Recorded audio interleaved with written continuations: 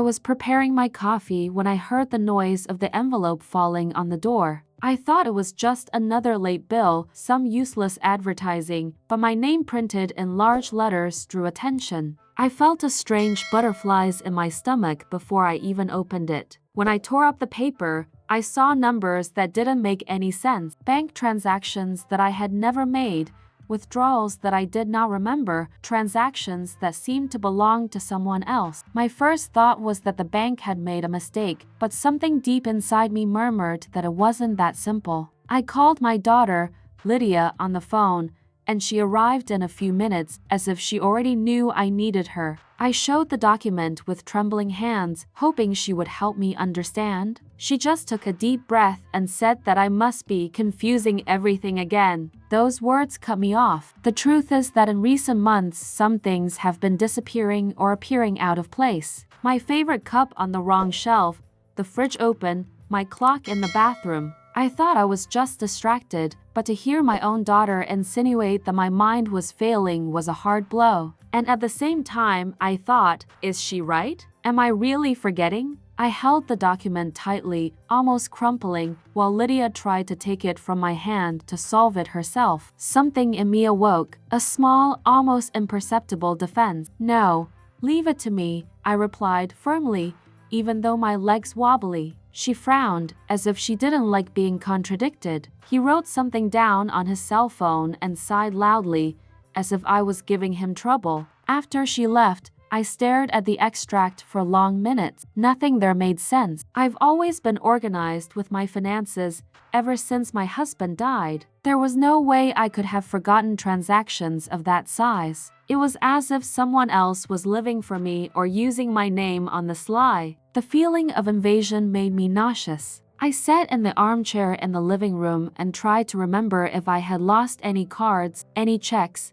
anything that explained those movements. I rummaged through my purse, my drawers, even my sewing box. Everything was in place. Everything, except my peace. It was then that I realized how quiet my house was, the kind of silence he seems to observe. I decided to call the bank, but while waiting on the line, I felt a slight dizziness, as if the room had turned for a second. I closed my eyes, took a deep breath, and when I opened them, I realized that the phone was off the hook. I didn't remember taking it off. That made my breathing quicken. For the first time, I wondered if it was my mind betraying me or if someone was helping me doubt her. In the late afternoon, I received a short message from Aldia. You have to admit that you are being forgotten. I read and reread those words, feeling a mixture of anger and sadness. Part of me wanted to believe her, because it would be easier to assume a defect than to face a threat. But something inside me screamed that it wasn't that there was something too wrong going on. I took the document and kept it in the locked drawer of my room. I didn't tell Aldia about it. I didn't want her to have access. For the first time, I felt like I needed to hide something from my own daughter. The feeling was bitter. I never imagined that we would reach this point. I just wanted to remember who I really was and if I could still trust myself. Before going to sleep, I watched my reflection in the mirror. I saw myself fragile, tired, smaller than I remembered. But deep in my eyes, there was a spark I hadn't recognized in years. A mixture of fear and stubbornness. I didn't know what was coming yet, but I felt that this document was the beginning of something that would change everything. Absolutely everything. Before continuing, if this story has already hooked you from the beginning, subscribe to the channel so you don't miss any chapter of our exciting stories. The next morning, I woke up with the feeling that someone had passed by my house while I was sleeping. Nothing was clearly out of place, but the air felt different, heavy, as if someone had breathed inside for too long. I walked to the kitchen trying to ignore the feeling. I found the bottle of my medicine open, even though I was sure I had closed it the night before. I took the bottle in my hands, observing the loose cap. I felt a shiver run down my spine. Maybe I had left it open? Maybe so. Maybe not. This constant doubt was draining me. I took the tablet with a glass of water, but it tasted more bitter than usual. I wrote down in my mind that I would talk about it with the doctor at the next appointment. As I was tidying up the coffee, I heard a noise coming from the living room, something light, like an object being placed on the table. When I went to check, I found my schedule open on the wrong date. Several notes that I didn't remember taking were there, all looking like they were written in a hurry. Consultation at PM. Call the lawyer. Late payment. None of them made sense. I took the diary and tried to remember when I had written that. My handwriting was different, more crooked, less firm. The idea that someone might be messing with my things went through me like a thorn. But who would do that? And why? I took a deep breath and closed the diary, pressing my fingers over the cover as if I could extract answers from it. El Dia showed up unannounced, as she had been doing for the past few months. He entered the house with the key that I gave him years ago. Mom, did you take your medicines? Did you make your bed? Didn't you forget to turn off the stove this time? The succession of questions came as light slaps in the face. Each carried more judgment than concern. I tried to show firmness, explained that I was feeling fine, that I had everything under control. She just smiled with pity. Mom, we need to accept it when we're getting old. That tore me inside. I don't know if it was cruelty or carelessness, but the effect was devastating. I felt my throat close as I tried to answer. Suddenly, she walked over to my drawer and pulled out the bank document I had hidden. I was sure it was locked. She opened it as if she had the right. This is just you confusing things. I already told you, Mom. Everything is under control, but it wasn't. And she seemed to know this more than I did. When she left, the house returned to sweltering silence. I sat in the kitchen chair and cried softly, afraid that even my tears would be used against me later. But as I cried, I realized something important. I had not imagined anything. Things were being moved. My routine, sabotaged. My mind, questioned daily. I got up, took a deep breath, and decided that I would not hand over anything else for free. I would start observing everything. Living in alert was not life, but it was necessary. I needed to hold on to what I still knew to be real. And most of all, I needed to prove to myself that I wasn't losing my mind. That night, before going to sleep, I hid the diary in a different place, mentally memorized the exact spot, and put a strand of hair as a marker. If something changed, I would know. And if I knew, maybe I would finally understand who was messing with me and why. When I entered Dr. Mauricio's office, I felt as if I was carrying the weight of weeks on my back. The white room, lit by warm light, gave me a brief sense of security, but the presence of Lydia right behind me nullified any comfort. She wouldn't let me breathe without supervising every gesture. I sat trying to look confident, even with my heart racing. I needed someone to believe in me. The doctor greeted me with a gentle smile, one of those who seemed to see beyond the surface. He asked me simple questions: my full name, my age, the day of the week. I answered all of them without hesitation. I saw his gaze quickly shift to Lydia, who seemed frustrated that I didn't stumble. He wrote something down, and I could feel that that small detail was already moving some important piece. When he asked about the lapses, I took a deep breath and told him everything: objects out of place, the doctored agenda, the feeling of being watched in my own home. I also spoke of the bank document, trying to keep my voice steady. Lydia interrupted, saying that I had a habit of exaggeration, but the doctor raised his hand, asking for silence. For the first time in months, someone was really listening to me. As he examined me, I realized that his gaze was too analytical to be just clinical. He observed my speech, my gestures, my way of breathing between sentences. It didn't seem to look for the signs my daughter insisted on pointing out. She seemed to be looking for something else, something hidden in the gaps she was trying to force. At the end of the test, he asked me to wait a moment and called Lydia outside. I was alone in the living room, my hands sweating and my heart about to jump out of my chest. I tried to listen through the door, but all I could pick up were fragments of sentences, tense tones, suppressed breaths. Uncertainty gnawed at me. When they returned, the doctor was visibly more serious. He said he wanted to request more complete tests, including a toxicology panel. Lydia's expression hardened immediately. She tried to argue,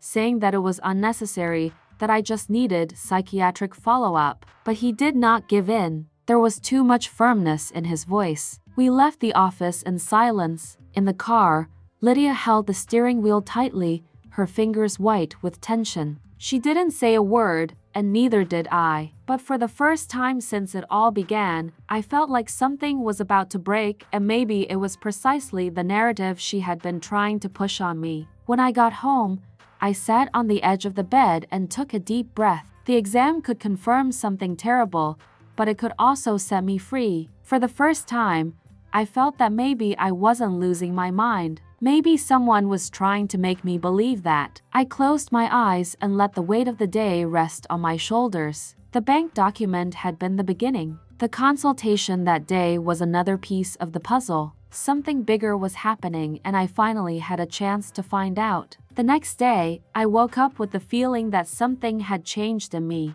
Not in my memory, but in the way I observed everything around me. I began to notice details that I had previously ignored: a chair a little far away, the curtain slightly crooked, the drawer that seemed to have been opened and closed in a hurry. My house no longer felt mine. It was as if someone walked through it when I wasn't looking. I went to prepare breakfast when I noticed the smell of the medicines. I opened the bottle slowly, bringing it up to my nose. The odor was different, stronger and artificial. My stomach turned. I remembered what the doctor had said about drug tests, and I felt a wave of panic rise up my throat. Were they tampering with my pills? The question was like a punch. I put the bottle aside and decided not to take anything that day. The simple act gave me a small sense of control, as if I was reclaiming a piece of myself. I spent the morning walking around the house, watching every corner with fresh eyes. It was scary, but necessary. I could no longer live ignoring the signs. Around noon, Lydia appeared again without warning. It came in like a hurricane, opening doors, checking the kitchen, rummaging through my desk. She asked if I had taken the medicine, and when I replied that I was not feeling well, she gave me a look too hard to be a concern. A look of irritation, of urgency. Something there was not right. She began to criticize my mess, my recent disorganization, and even insinuated that my home needed someone in charge to manage it. The way he said it made my skin crawl. It was like I was setting the stage for something bigger, something I couldn't name yet, but it definitely wasn't for my good. After she left, I found my schedule messed up again. The strand of hair I had put in the fold was no longer there. My heart froze. It wasn't an imagination.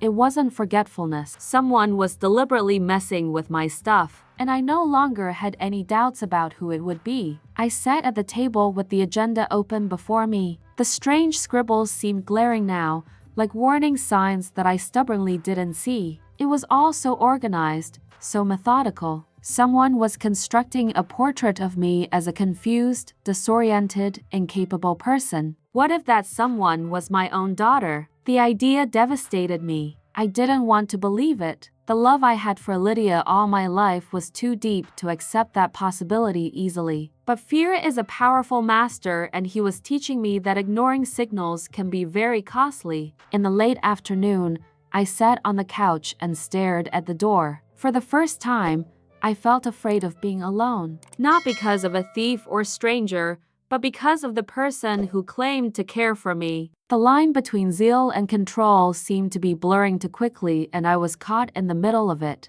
As night fell, I decided I needed to tread more cautiously. Nothing would be delivered on a platter. My every move would become silent, calculated. I didn't know exactly what I was facing, but I no longer had any doubt that it was real and dangerous. I received a call from the office early in the morning, informing me that the exams would be done that same day. I felt an immediate relief, as if I was finally opening a door to reclaim my own mind. But the relief was short-lived. When I told Lydia, she was strangely rigid, silent, as if she was calculating every word before answering. That made my heart race in an uncomfortable way. During the drive to the clinic, I noticed that she didn't take her eyes off me in the rearview mirror. It was a cold look, too attentive, almost impatient. When I asked if everything was okay, she just mumbled that I needed to cooperate for my own good. The word cooperate sounded like a warning. I stared at the street through the window, trying to hide the tremor in my hands. As soon as we arrived, Dr. Morchio greeted us with a gentle wave. but this time he asked Lydia to wait outside while she talked to me. Her expression closed completely. I watched his reaction like someone watching the clouds before a storm. She didn't argue, but her sudden obedience seemed to me too rehearsed. When the door closed, the doctor leaned slightly towards me and spoke softly, as if he was afraid of being heard. He said that he had observed inconsistent details in my behavior and in the descriptions of Lydia. He asked me directly if I trusted her. My heart twitched. I couldn't answer immediately. How do you answer something like that about your own daughter? I explained about the strange-smelling medicines, the messy schedule, the constant feeling of being led to believe in something that wasn't real. He listened to everything without interrupting, just mentally recording every detail. In the end, he put his hand on mine and said that it was very important that the exams were repeated without any interference. I felt tears sting in my eyes. I did the collection in silence, trying to control my nervousness. The needle entering my arm seemed symbolic, as if it was removing from me the existence of all the doubts that had accompanied me in the last few months. When he finished, he took a deep breath and assured me that he would make a very careful analysis. At that moment, I realized that I trusted him more than anyone else. When I went out into the hallway, I found Lydia sitting with a hard face and a distant look. She got up too quickly, as if afraid of losing control of the situation. Without asking anything, he took my bag and said he needed to take me back home immediately. I felt the air around me get heavier. Her silence was more threatening than any words. Inside the car, I tried to start a conversation, but she only responded with short sentences. Her gaze was fixed on the road, but her clenched jaw betrayed tension. I didn't know if the fear I felt was that I was really sick or that I was in the wrong hands. And for the first time, this thought did not seem exaggerated to me. When we arrived, she insisted that I rest. He barely waited for me to enter the room and started to move things in the living room. The sound of drawers opening and papers being rummaged made me alert. The feeling of impending danger was so strong that I could almost touch it with my hands. I lay down, but kept my eyes open, listening to her every move. That night, I lay awake for hours, watching the ceiling and calculating. The exam had already been done. The truth was getting closer, and I could tell that Lydia felt it. Something was about to burst, and I needed to be prepared. For the first time, I felt that maybe I wasn't the most fragile person in this story. I returned to the office 2 days later, this time alone. I told Lydia that I preferred to rest, but in fact, I hoped to be able to breathe without her watching my every step. Walking down the street alone brought me a strange sense of freedom, as if every step was a small victory. When I entered the clinic, my heart was beating fast, but it was a different rhythm, a rhythm of hope. The doctor called me quickly. His expression was serious, but not stern, just deeply attentive. He asked me to do some simple cognitive tests, things I had done before, but this time with more details: memorization, reasoning, object comparison, attention to patterns. I did everything calmly, focused on showing exactly who I was, without interference. When I finished, he leaned back in his chair and let out a long sigh. I said that my results did not match the picture described by my daughter. He spoke carefully, but without softening the truth. There were no real signs of dementia. My chest sank into a mixture of relief and terror. If it wasn't my mind that was failing, so someone wanted it to look like it was. He then asked me about my medicines, and I told him all about the altered bottle, the strange smell, the lid always out of place. The doctor wrote down each word with increasing seriousness. When I described the messed up agenda and the bank document with unknown movements, his expression changed. It was no longer just a clinical concern, but a clear warning that it went beyond the field of medicine. For the first time, I heard another person verbalize what I was afraid to admit. There was the possibility of intentional manipulation. My whole body trembled. He didn't treat me like a confused old woman. He treated me like someone in danger. And that, paradoxically, gave me back a thread of strength that I didn't even know I still had. The doctor suggested that I start recording everything discreetly: schedules, changes in the house, changes in medicines, visits from my daughter. He also said that he could refer a lawyer, if necessary. I never imagined that I would hear this phrase in relation to my own family, but at that moment, I felt that I needed protection. I left the office with wobbly legs, but with a surprisingly clear mind. As I walked along the sidewalk, cars passed quickly, the wind touched my face, and everything seemed sharper than before. I wasn't sick. I was being led to believe that I was. The difference between these two things is an abyss, and I was beginning to come out of it. When I got home, I found the door unlocked. My heart raced. I walked in slowly, listening to the heavy silence that had already become familiar. On the living room table, there was a used cup that was not mine. That little detail paralyzed me. Someone had been there while I wasn't, and that someone didn't even bother to hide it. I closed the door calmly. I took 2 steps inside, and I took a deep breath, for the first time accepting something I had been denying for months. My life was at risk, but now I knew about it. And knowledge is the beginning of resistance. From here, nothing else would be delivered easily. 2 days later, the phone rang early. It was Dr. Mauricio. His voice was deeper than usual, as if weighing every word before letting it slip away. He asked me to come to the office as soon as possible, and my heart immediately raced. It was as if I knew, without knowing it, that something definitive was about to happen. I dressed almost without thinking, guided by an urgency that came from the bottom of my chest. When I got there, he didn't take me to the usual room. Instead, it led me to a smaller, reserved environment where the sound seemed muffled and the walls closer together. I sat slowly, trying to control my breathing. He opened a briefcase, stared at the papers for a moment long, and then looked up at me with an expression I'll never forget. It was a look that mixed care and a silent warning. He showed me the results. There were substances in my blood, substances I shouldn't be taking. They were compounds that could cause confusion, memory lapses, dizziness, a feeling of disorientation. With every word from him,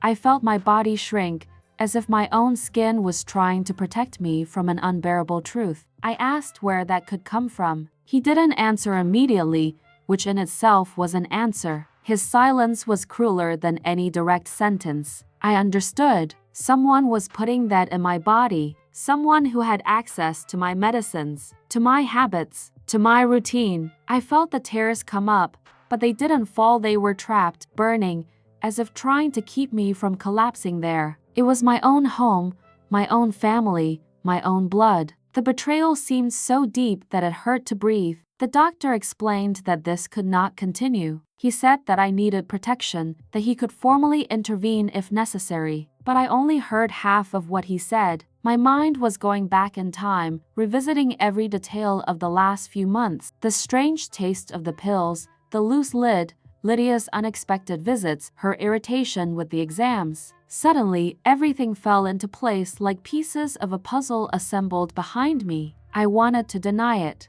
I wanted to say that there was another explanation. I wanted to believe that my daughter, my girl, the one I held by the hand during childhood fevers, would never do something so cruel to me. But to deny that would be to close my eyes to a truth that was already devouring me. And I wouldn't survive any more lies, neither hers nor mine. The doctor put his hand on mine and said I wasn't alone. It was strange to realize how those words coming from an almost stranger offered me more comfort than any recent gesture of Lydia's. Perhaps because he saw in me something that I myself was beginning to see. I was not weak. I was being weakened. It's quite different. He suggested that I change the way I store my medicine. He recommended that I record everything in writing in a safe place. He also said that, if I agreed, I could refer my case to a legal professional he trusted. I left the office with the folded papers inside my bag and an uncomfortable truth pulsing inside me.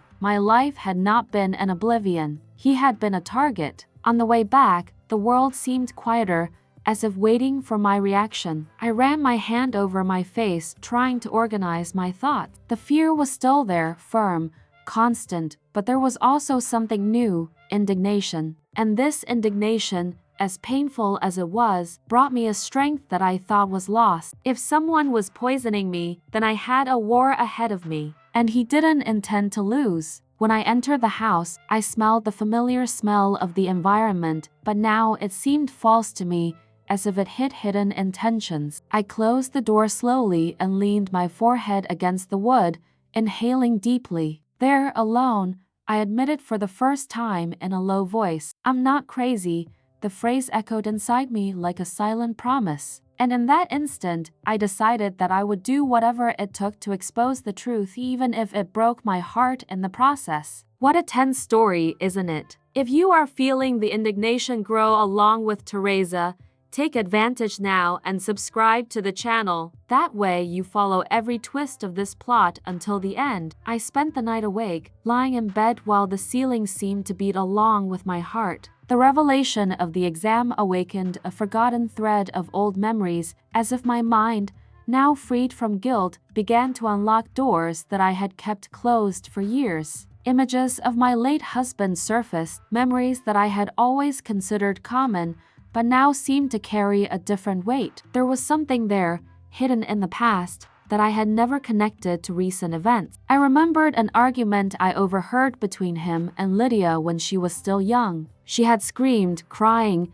accusing him of something I didn't understand at the time. He asked for forgiveness, but did not explain. After that night, she spent months cold and distant, rejecting any approach to him. At the time, I thought it was just teenage rebellion, but now that scene seemed shrouded in new meaning. What did my husband do? What did she never tell me? I got up and started rummaging through the box of old documents I kept in the back of the closet. It was full of yellowed papers, paid bills, photos, letters. Among them, I found an envelope that I didn't remember seeing before. Inside was a document related to the inheritance left by my husband.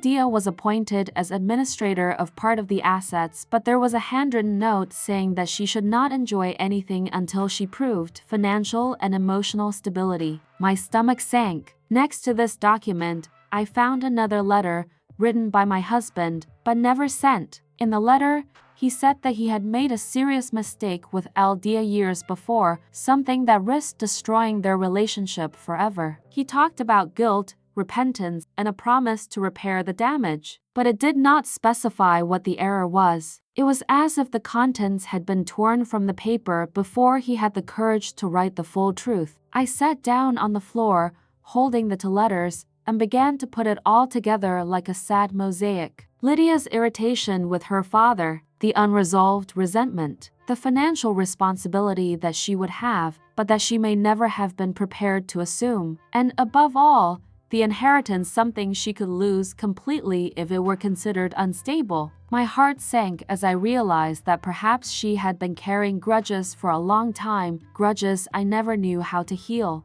As I reflected, I felt the house again to quiet, as if I were watching my reasoning carefully. I closed the box and took a deep breath, trying to calm down. The truth wasn't just in the present, it had been planted years ago, forgotten in the dust of time, waiting for the right moment to emerge. And now it emerged with force, overturning everything I thought I knew about my family. It was then that I heard a soft noise coming from the room, a crack of wood, as if someone had leaned against the table or opened a drawer. My body froze instantly. I got up slowly, without making a sound, and approached the half-open door. Nothing seemed out of place, but the sense of presence was so strong that it felt almost physical, as if someone had just left the room. I closed my eyes and took a deep breath. It was not time to panic. It was time to understand. If Lydia was willing to manipulate my health, perhaps she was ready to manipulate my past, my memories, my own history. What else could have been erased or distorted without me noticing?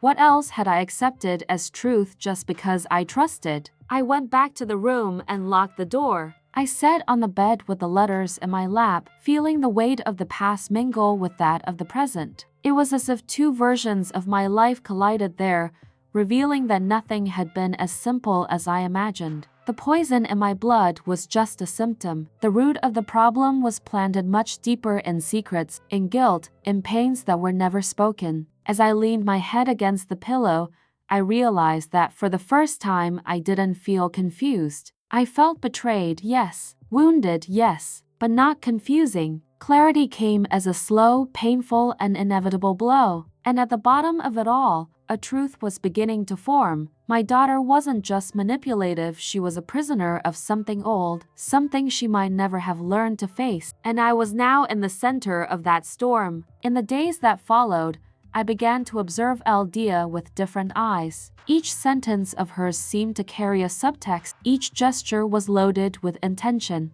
I, who had always seen her as my girl, now also saw her as a woman full of shadows that I had never seen. It was not easy to accept this. It was like living with a stranger inside a familiar body. But I no longer had the luxury of naivety. I decided to go back to the document box, this time with more courage. Among the faded folders, I found something that froze me: recent bank loan receipts, all in Lydia's name. The figures were high, almost unrealistic for the life she said she led. There were also collection letters, some with a threatening tone, hinting at legal action if the debts were not settled. My chest tightened. She was sunk up to her neck. At the bottom of the box, hidden under a pile of old papers, I found a life insurance contract in my name, with clauses I didn't remember signing. Aldia was indicated as the main beneficiary. The amount covered was high, far above what I thought I had. I felt a chill down my back, as if someone had opened an invisible window and let the wind in.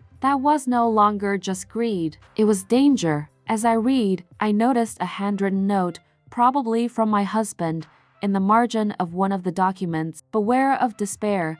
The phrase, loose like that, seemed to scream at me from the past. Despair. It was exactly what I saw reflected in the debts, in the collections, in Aldia's haste to make me incapable. It wasn't just evil. He was someone cornered, willing to run over anything to survive. I sat at the table with all the papers scattered around me, trying to organize the timeline. My husband dies. Aldia inherits responsibilities that she did not want. He gets into debt, maybe because of bad choices, maybe because of pride. He discovers that my house and my pension are the last possible escape. And then she begins to build a narrative. The mother is forgotten, confused, needs guardianship. Suddenly, it all made too much sense to be a coincidence. I remembered the phrases she had been repeating. Mom, you can't handle things on your own anymore. It's better to leave everything in my hands. No one will take you seriously like that. Now, I saw these sentences as bricks carefully stacked to raise the wall that would leave me trapped. A captivity without bars,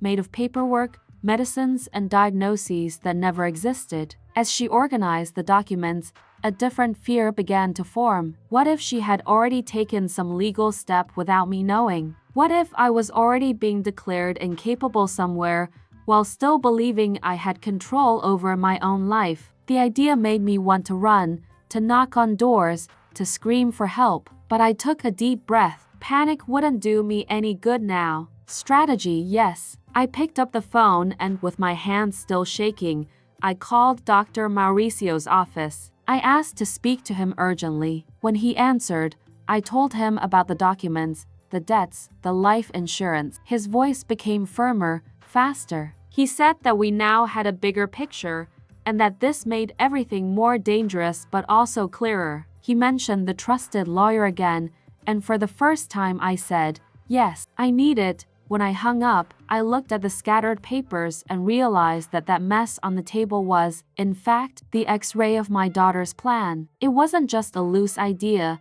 it was a calculated project fueled by years of heartache and financial straits. The pain of knowing this came like waves, but behind it came a certainty. I would no longer be the silent piece of this game. I could still move the board. I kept everything in a folder, secured it with elastic, and hid it in a place I had never used to store anything important. As I did so, I felt a strange serenity mixed with fear. I knew, finally, what I was fighting against. And when we know what we are up against, the darkness loses some of its strength. On the day I met the lawyer appointed by Dr. Mauricio, I felt strangely out of place. I have always thought of courts, lawsuits, and laws as distant things belonging to another world, not to mine. But here I was, sitting in a room with walls full of books, holding a folder of documents that summarized the most painful betrayal of my life. I took a deep breath, trying to keep my hands from shaking too much. The lawyer, named Enrique,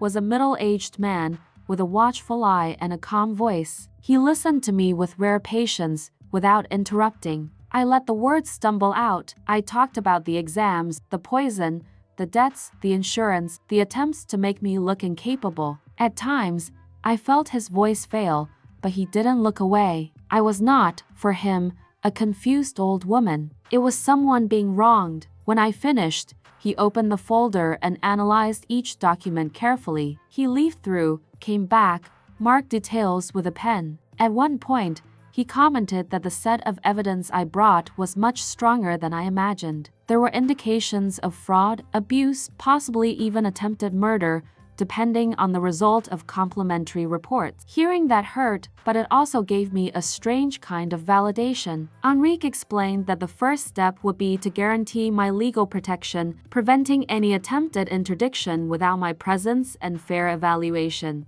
After that, he suggested that we take a measure to investigate the changes in my medicines and the origin of the substances found in the test. Lydia's name was mentioned with professional coldness, but I felt the impact as a stab. Dr. Morchio was present at the meeting, sitting next to me. At various times, he confirmed details, offered reports, and was willing to testify about what he had observed from the beginning. Seeing that man, who knew me little, stand next to me so firmly moved me in a way I didn't expect. I, who felt so lonely, suddenly had a doctor and a lawyer as allies. When Enrique asked if I was prepared to face his own daughter in a lawsuit, my heart almost stopped. I thought of her face as a baby, of the school plays, of the nights when I took care of her fevers. I also thought about the altered medicine bottle, the bank document, the hidden debts. Pain and anger have blended into a difficult knot. I took a deep breath and replied that I wasn't ready but that I would do it anyway. He smiled slightly,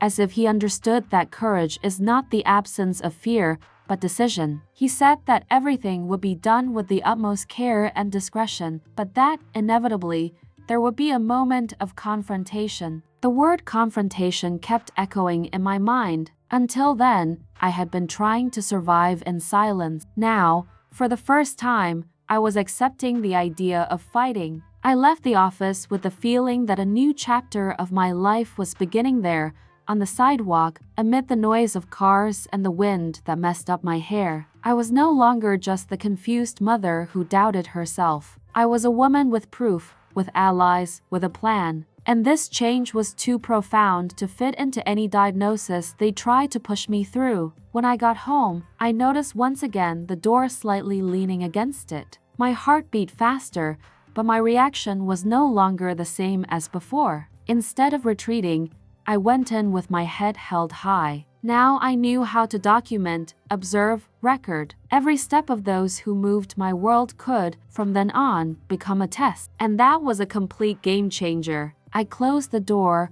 leaned my bag against my chair, and stood in the middle of the room, feeling the house like a silent battlefield. But for the first time, I didn't feel like a helpless victim in this field. I had a doctor, a lawyer, and myself finally awake, and deep in my chest, a discreet but firm certainty. Whoever tried to erase me still had no idea of the force I was about to face. I already expected something to come after the meeting with the lawyer, but I didn't imagine it would be so fast. 2 days later, Lydia arrived home unannounced, as she always did, but this time there was something different in the way she walked. She was tougher, more decisive, like someone who had finally made an extreme decision. He entered without looking at me much, went straight to the kitchen, opened cabinets, moved the refrigerator. It was as if he were taking possession of a territory. I sat at the table and watched every move. When she finally sat down in front of me, she placed a folder on the table. The sound of plastic hitting the wood echoed too loudly for the silence of the house. She took a deep breath and said, in a practical, almost cold tone, that we could no longer postpone the inevitable. She said that I needed professional help, that I couldn't continue alone, that I was putting myself and others at risk. He opened the briefcase and showed some papers. I recognized my name in large letters. There was a request for an evaluation for interdiction, with reports about my recurring confusion, inability to deal with finances, and dangerous forgetfulness. She spoke as if she was doing me a favor, as if it were an act of love. Every word was a precise, calculated blow. But I was no longer the same woman as I was weeks ago. I let her speak. I listened to everything from end to end, without interrupting. When she finished, I looked her straight in the eye and calmly asked her if she really believed in all that. For a second, I saw something waver in her gaze, as if a crack appeared in the armor she had created for herself. But soon her countenance recovered, and she replied that she had no choice, that it was for my good. She suggested that I sign some documents to make the process easier and ensure that I was in good hands. He slid the sheets towards me, along with a pen. I looked at the pen as if it were a gun, and in a way, it was. A single stroke of ink could erase what little control I had left. I felt my hand tremble, but not from weakness, from indignation. I took a deep breath and, with the same calmness she had used to try to convince me, said I wouldn't sign anything. I explained that I had done tests, that I had reports, that my doctor did not see any dementia. When I mentioned Dr. Mauricio's name and the substances found in my blood, her expression changed. It was quick, but I saw it. A contained fright, a barely disguised fear. There, I was sure I needed it. She tried to laugh, saying that I was fantasizing things, that doctors make mistakes, that I was being influenced. But his voice no longer had the same assurance. It became sharper, more irritable, as I kept my posture firm. I said that the judge would see the truth, that there was no point in me fighting reality. But I already knew that we would exist in the face of facts much more solid than the narrative she was trying to build. When he realized that he could not bend there, he changed his tactics. He began to cry. She spoke of sacrifices, of how she was always by my side, of how difficult it was to be the daughter of someone who does not see her own condition. For a few seconds, guilt tried to drag me back. I almost surrendered to the impulse to console her, as I have done all my life. But then I remembered the bitter taste of the medicines, the sleepless nights, the poison test in my blood. I stood up slowly, put my hand on the papers, and gently pushed them back toward her. She said, in the firmest voice I could, that I was not incapable, that I would not sign anything, and that if she insisted on that path, we would find ourselves before a judge, but not as she imagined. The silence that followed was dense. She stared at me as if she saw something slip through her fingers. Finally, she gathered the papers with sudden movements, put everything in the folder, and left without looking back. The door slammed hard, echoing through the entire house. I stood there, listening to the sound of the car moving away, feeling an unbearable mixture of sadness and relief. I had just declared war on my own daughter, but I had also just declared allegiance to myself. That night, I didn't cry. I sat on the bed, took the folder with the documents that Enrique and I had organized, and went over every detail. The pain was there, but underneath it, there was a new foundation forming. I knew who I was. I knew what they had tried to do to me. And now she was willing to go all the way to prove it. The next day, I went to Enrique's office, taking with me everything that had happened. I sat in the chair in front of him and told, point by point, about Lydia's visit, the interdiction papers, the attempt to push me for a signature. He listened to me in silence,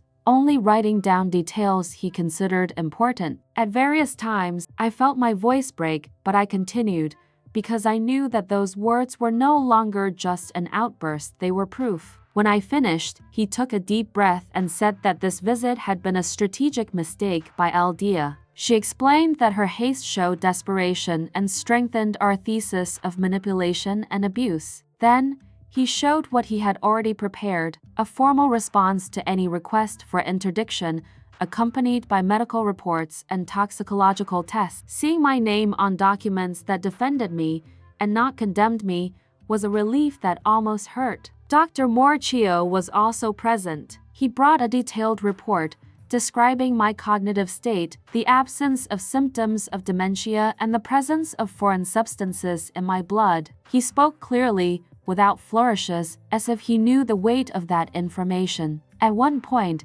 he looked directly at me and said that if necessary, he would be by my side in court. I felt like crying, but this time of gratitude. Enrique explained the next steps. There would be a hearing. There, the judge would evaluate not only documents but also my behavior, my answers, my lucidity. He said that I needed to be calm, to speak the truth simply, without attacking, without dramatizing, to let the facts speak for themselves. I listened to it all, feeling a lump tighten in my throat. I never imagined that, in old age, I would need to prove that I am capable of taking care of myself. He also said that he had requested an investigation into the manipulation of the drugs, which could turn into a separate, even more serious process. Just imagining my daughter being investigated for something so serious, my chest hurt. At the same time, a part of me whispered that this was a consequence of her choices. I had not asked for this war, but now I was up to my neck in it. Returning home, I noticed details that had previously gone unnoticed. The doorbell that sometimes rang by itself, the neighbor who avoided looking at me directly, the whispers in the hallway of the building. Was there already some distorted version circulating about me? Maybe Lydia had already told her version of the story around, painting me as an unstable old woman. The idea hurt me, but it also made me even more willing to get up. When I got home, I began to prepare for the hearing as if preparing for a ritual. I separated simple but well-cared-for clothes. I organized my documents in order, put post-its in important points. I trained alone, in front of the mirror, answering imaginary questions. What's your full name? What do you do in your daily life? How do you handle your finances? I answered calmly, trying to accustom my own voice to firmness. In the evening, I sat down at the table with a cup of tea and the house was silent. For a moment, fear enveloped me like a heavy blanket. What if I froze? What if, on the spot, the words disappeared? What if